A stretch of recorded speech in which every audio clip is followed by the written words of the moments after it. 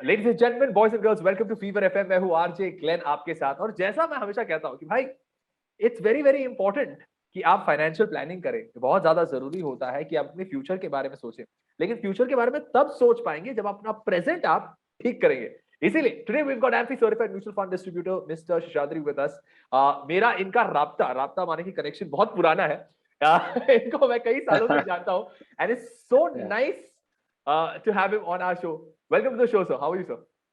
Very, very fine, Glenn. So nice to see you and so nice to see your cheerful smile all the time. Sir I Mm. Believe personally कि अगर आपको life में कुछ भी करना है या आपको पैसे कमाने हैं या आपको कहीं भी अपने फ्यूचर के बारे में उसे सिक्योर करना Mm. है, ये एक डर रहता है हर पेरेंट को। और चिल्ड्रंस डे भी Mm. सेलिब्रेट कर रहे हैं। आई मीन ये महीना है चिल्ड्रंस डे का जहां पर सेलिब्रेट किया जाता है, Mm. तो एक हमेशा बच्चों के फ्यूचर के बारे में बहुत सारे पेरेंट्स बहुत सारे सवाल करते हैं। कुछ लोगों के पास Mm. फाइनेंशियल नॉलेज होती है, कुछ लोग सीखना चाहते हैं, कुछ लोगों को नहीं पता होता है। तो इसीलिए Mm. आज आपके साथ हम सारी जानकारी यहाँ पर लेने वाले हैं, बट वो try and grasp everything from you, all the knowledge you have. We have Yes. Our Fever listeners. उन्होंने बहुत सारे Mm. सवाल भेजे हैं, मैं आपको एक एक करके उनके Mm. सवाल पूछूंगा, आप प्लीज उनकी मदद Sure. कीजिए। राइट। सवाल Definitely. आया, Mm. सबसे पहला सवाल हमें आया है कि हमारे एक लिसनर ने कहा है कि मुझे अपने बच्चे को हायर स्टडीज के लिए भेजना है, उसके लिए Mm. फाइनेंस कैसे मैनेज करना शुरू करना चाहिए अभी से। सो ये बहुत इम्पोर्टेंट होता है एक्चुअली। हम काफ़ी पेरेंट्स से जब मिलते हैं तो उनका ये बहुत बार ये रिक्वायरमेंट्स होता है। सो फर्स्ट एंड फॉरमोस्ट आपको ये समझना है कि फ्यूचर एजुकेशन के लिए भेजना है तो which country are you looking at, क्योंकि हर कंट्री का कॉस्टिंग बहुत अलग होता है। So US is probably one of the most expensive, but वो कोर्स और यूनिवर्सिटी पे भी डिपेंड करता है। एंड कभी भेजना है, ये दो चीज़ बहुत बहुत क्रूशल है।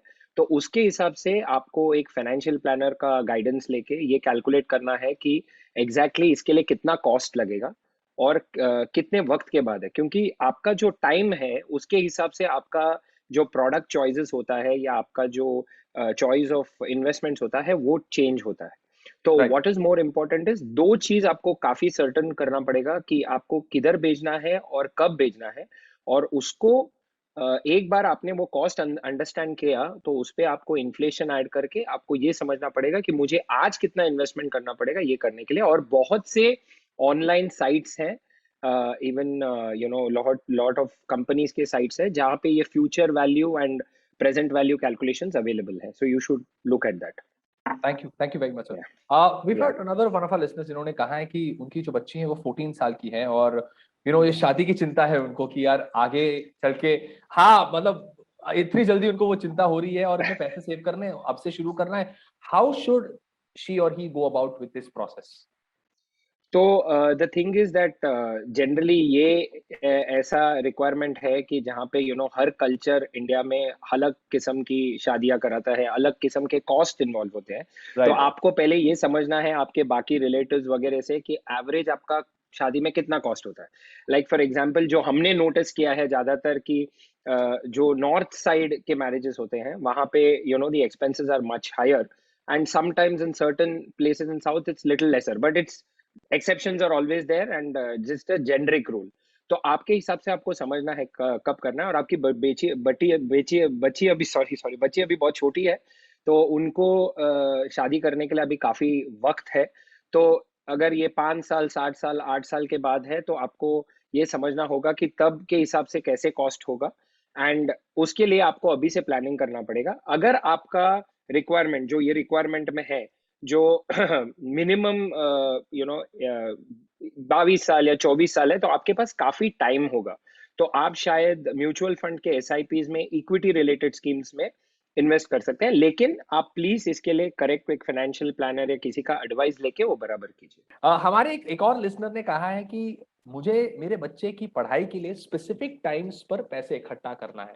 Like for example right. उनका ग्रेजुएशन है, पोस्ट ग्रेजुएशन है। How can one go about, किस प्रकार की प्लानिंग करनी पड़ेगी। Very good, this is a very good question. इसमें आपको इन्वेस्टमेंट को कैसे डिवाइड करना पड़ेगा। तो आपका जो आपके बच्चे का एजुकेशन है, तो ग्रेजुएशन होगा, पोस्ट ग्रेजुएशन होगा, या वेरियस स्टैंडर्ड्स को आप पहले वो नोट कीजिए कि आपको कितना वो टाइम पे एक्सपेंसेस लगेगा।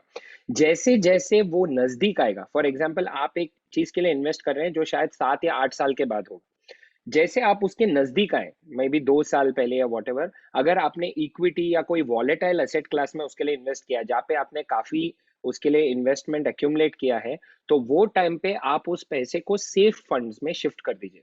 क्योंकि फॉर एग्जाम्पल आपके बच्चे का एजुकेशन आता है और वो टाइम पे कोविड जैसा कोई सिचुएशन हो जाता है जहाँ पे स्टॉक मार्केट्स गिर जाते हैं या कुछ हो जाता है, तो we can not tell our children कि आप अगले साल पढ़ाई करो, राइट? तो राइट। ऑब्वियसली वो चीज ऐसा है, सी मैरिज, ये मैरिज ऐसा होता है गोल जहाँ पे थोड़ा आगे पीछे हो सकता है, बट एजुकेशन ऐसा है जो उसी वक्त पर वक्त हमको होता पैसे की जरूरत पड़ती है।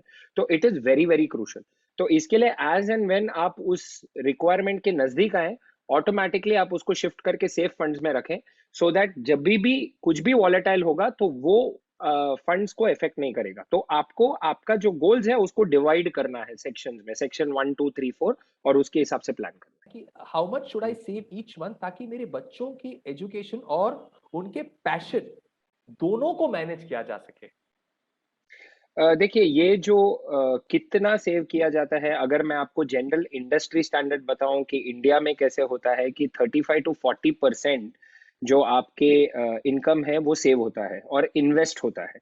लेकिन ये एक जेनरिक फिगर है, ये आपके लिए स्पेसिफिक नहीं होगा, बिकॉज अपने बच्चे का पैशन क्या है, बच्चे का एजुकेशन कॉस्ट क्या है, बहुत फर्क होता है। हमारे टाइम पे क्या होता था कि मैंने डैडी को एक बार पूछा था कि मुझे ये स्कूल में क्यों भेजा, तो मेरे डैडी ने कहा कि वो स्कूल घर से दिखता है। That was a good amount of explanation required. But आज के तारीख में हमको देखना पड़ता है कि एसएससी भेजना है, सीबीएसई भेजना है, आईसीएसई भेजना है, आईजीसीएसई भेजना है कि आईबी भेजना है। एक जगह पे फीस साल का 30,000 रुपया, एक जगह पे फीस साल का 6 लाख भी है, 10 लाख भी है। तो आपका बच्चा कौन से एजुकेशन में है, कौन से लेवल पे है, वो जानना जरूरी है। पैशन की बात, ये एक्चुअली एज अ पेरेंट आप सोच रहे हैं पैशन की बात, वो itself I would like to congratulate you on this children's day कि कोई ऐसे सोच रहा है, बिकॉज ये बहुत इंपॉर्टेंट है। आज के तारीख में जो कन्वेंशनल जॉब्स हैं वो चेंज हो रहे हैं। People are, of course I am talking to a very successful RJ. तो वैसे जो 10-20 साल पहले किसी ने सुना भी नहीं होगा कि ऐसे ऐसे भी प्रोफेशंस होते हैं। आज इंस्टाग्राम इन्फ्लुएंसर्स हैं, आज क्रिकेटर्स हैं, सिंगर्स हैं, वो are doing very well. So right. Passion डालना बहुत जरूरी है, but at the same time आपको ये भी समझना पड़ेगा कि वो क्या स्टैंडर्ड है और क्या लेवल पे। बिकॉज कुछ कुछ लोगों से मैंने देखा है कि it would be as much as a cricket coaching, but वो क्रिकेट कोचिंग जो लेवल पे होता है, कहीं पे अगर महीने का 20,000 खर्चा होता है, कहीं पे शायद 1 लाख भी खर्चा होता है। तो आपको ये पहले समझना है, कैलकुलेट करना, और उसके बाद करना। एक ही रिक्वेस्ट है कि पैसे देख के पैशन मत डिसाइड करना, पैशन देख के फिर पैसे मैनेज करना। That's very beautifully put actually. हाँ। Well said. हमारा एक और सवाल जो आया है हमारे लिसनर से, वो कह रहे हैं कि उनका 7 महीने का बच्चा है और वो हम्म। जानना चाहते हैं कि बच्चों के लिए किस एज से फाइनेंशियल प्लानिंग स्टार्ट करनी चाहिए। ये बहुत ही इंपॉर्टेंट सवाल है, because I think this is one place where a lot of parents are confuse कि कब से स्टार्ट करें, 1 साल 4 साल जब स्कूल जाता है बच्चा, कि right from the very beginning. Right from the very beginning. As a matter of fact क्या होता है कि 3 साढ़े 3 साल में उनका प्ले स्कूल चालू हो जाता है। ओके, एंड प्ले स्कूल्स भी आजकल जो जैसे जिस किस्म के प्ले स्कूल्स आते हैं, ऐसे नहीं है कि they are very very friendly on the pocket. कुछ कुछ एक्सपेंसिव भी होते हैं। तो the minute the I won't say the minute obviously, but that month in which आपको बच्चा हो जाता है, इमीडिएटली आपके कॉस्ट भी बढ़ने शुरू हो जाते हैं। Right from various things for the child, उनके उनकी दवाइयाँ, उनके फूड, उनके सब कुछ पे आपको एक्सपेंसेस चालू हो जाता है। तो वो तो आपका रेगुलर कैश फ्लो में आएगा। बट द फर्स्ट पड़ाव जो है आपका, वो 3 साढ़े 3 साल 4 साल में आता है, when you join the play school. Then it is a nursery where you have to join. Certain schools take a deposit also which is refunded right. later. तो वो सब के लिए आपको बनाना पड़ेगा। एंड क्योंकि ये 3 साढ़े 3 4 साल बहुत शॉर्ट टर्म पीरियड है, तो आपको ज्यादातर सबको प्योरली एक इक्विटी फंड या किसी में डालने से अच्छा एक फाइनेंशियल प्लानर को कंसल्ट करके एक मिक्स ऑफ द प्रोडक्ट्स में आप ये इसको इन्वेस्ट कीजिएगा, and start planning for the future education as well as this. अभी ये सवाल बहुत बार आता है पेरेंट्स का कि हमें पता नहीं ये करेगा क्या, which I agree. But the fact remains that आप एक हैबिट डाल लेंगे वो इन्वेस्टमेंट का, तो after a period of time क्या होगा कि आपके पास एक कॉर्पस जमा होगा, फिर उसको कैसे रूट करना है वो आपके ऊपर। एंड सेकेंड थिंग इज, सिर्फ सेव मत कीजिए, उसको करेक्टली इन्वेस्ट कीजिए। ये बहुत जरूरी है, बिकॉज दो प्रोडक्ट्स के बीच में एक दोनों में जमीन आसमान का फर्क हो जाता है जब भी आप over a period of time करते हैं। इसके लिए आप करेक्ट कंसल्टिंग करके या फिर अच्छा रीड करके ये डिसीजन लेना। इमोशनली कोई डिसीजन मत लेना। बहुत पेरेंट्स आके मुझे कहते हैं कि हमारे कोई रिलेटिव थे, वो इन्होंने इस चीज की एजेंसी ली है, उस चीज की ली है, तो हमने उनसे खरीद लिया कि किसी से ले लिया। ये मत कीजिए, आप सोच समझ के कीजिए, बिकॉज आपका पैसा है, आपको जिंदगी भर भरना है और आपको उसका बेनिफिट्स लेना है। So please read everything carefully और कीजिए। इतना डिफिकल्ट नहीं है फाइनेंस, उसको लगता है कॉम्प्लिकेटेड पर इतना नहीं है, उसको सिंपल तरीके से किया जा सकता है।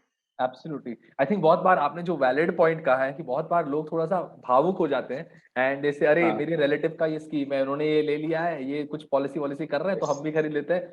बट आई एम लाइक हाँ। Where is the saving, what correct. Is the purpose, what is the goal, what is the exactly. Goal? ये ये तो वही हो जाता है कि मैं और किसी की नाप लूं और मेरे लिए शर्ट बन जाए।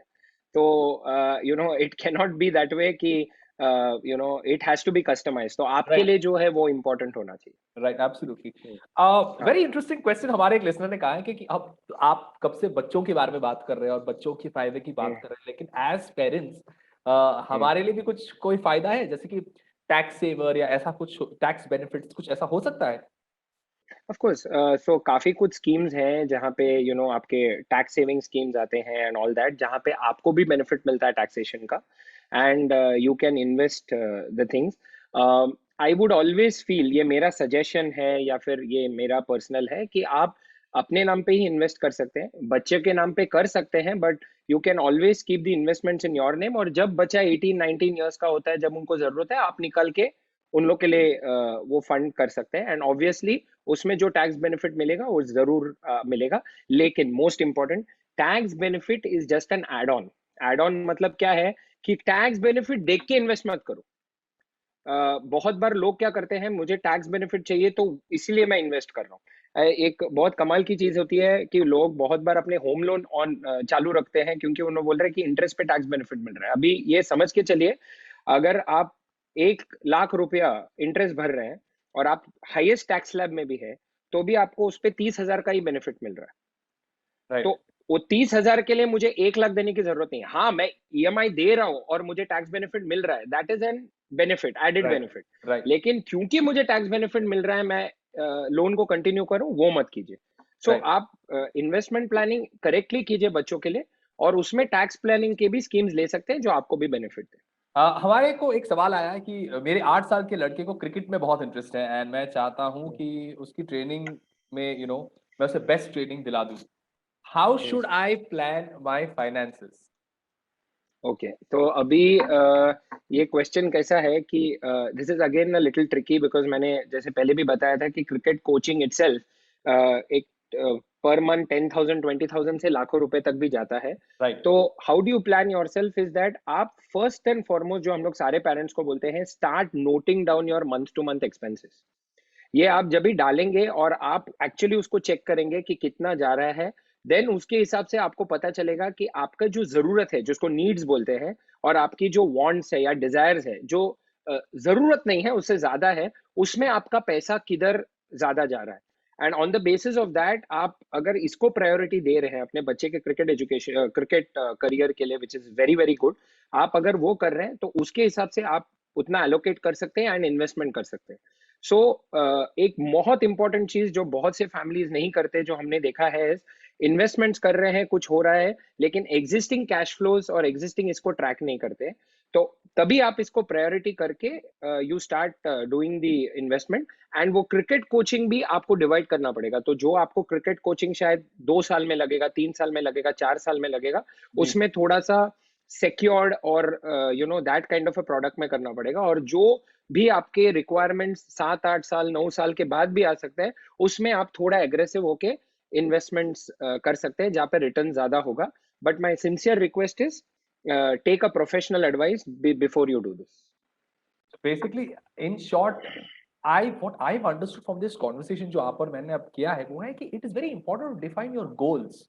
आपके क्या गोल्स है? एब्सोल्युटली। और आपने एक बहुत ही इंटरेस्टिंग पॉइंट बोले थे कि मेरा नाप लेके आप किसी और को शर्ट नहीं दे सकते, one size doesn't fit all correct. And like one correct. Diet doesn't work for all. तो इट डिपेंड्स ऑन करेक्ट। कि आपके क्या गोल्स है, आपके क्या पर्सपेक्टिव है। You could be at a different point in your life, you could be a correct. teenager wanting to fund your further education, not take from your parents, or you could be a parent who's now saving for their future or for their child's future. So goal oriented होना बहुत जरूरी है, गोल को define करना बहुत जरूरी है। And please, जैसे सर ने कहा था कि जस्ट बिकॉज फैमिली में सभी लोगों ने खरीदा है, ये नहीं है कि आप इमोशनल होके वही बैंड वैगन पर चढ़ जाएं और कहें कि हम भी यही खरीदेंगे और यही करेंगे। It may not work well for you. Thank you Mukund sir for giving us your time. I think it's always a pleasure and honour talking to you. 8 years पहले हमने जो बात की थी और अब जो हम बात कर रहे हैं वो सेम वाइब लग रहा है। Thank you so much for your time sir. Thanks a lot Glenn, thank you. Thank you.